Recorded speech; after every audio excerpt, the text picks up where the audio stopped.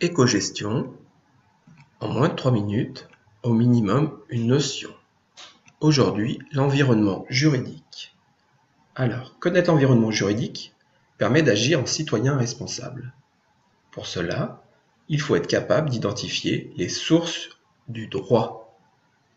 Alors, c'est un ensemble hiérarchisé qui est composé de sources indirectes, la première étant la coutume. C'est une source de droit non écrite qui tient compte des habitudes et d'un très long usage. Exemple, la corrida est pratiquée dans de nombreuses régions françaises, alors que le code pénal réprime fortement les actes de cruauté.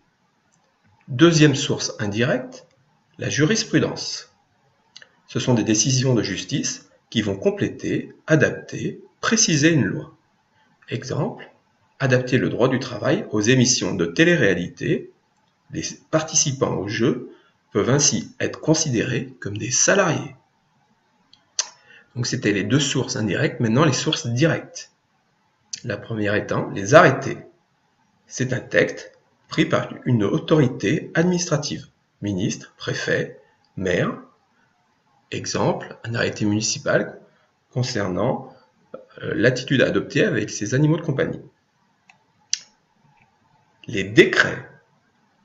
Ce sont des textes signés par le président ou le premier ministre.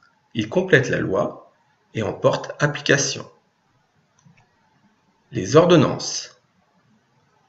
Ce sont des textes pris par le gouvernement après autorisation du Parlement.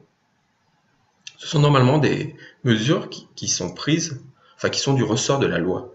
Donc c'est exceptionnel. La loi. Alors ce sont des textes votés par le Parlement, c'est-à-dire l'Assemblée nationale et le Sénat. Enfin, nous avons les traités internationaux. Ce sont donc des accords conclus entre plusieurs pays.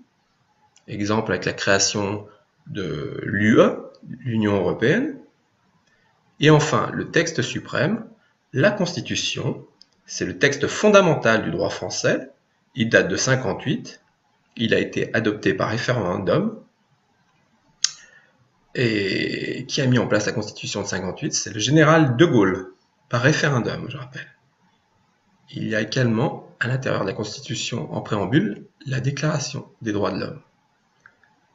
Alors, dernière remarque, une règle de droit ne peut contredire une règle de droit supérieure.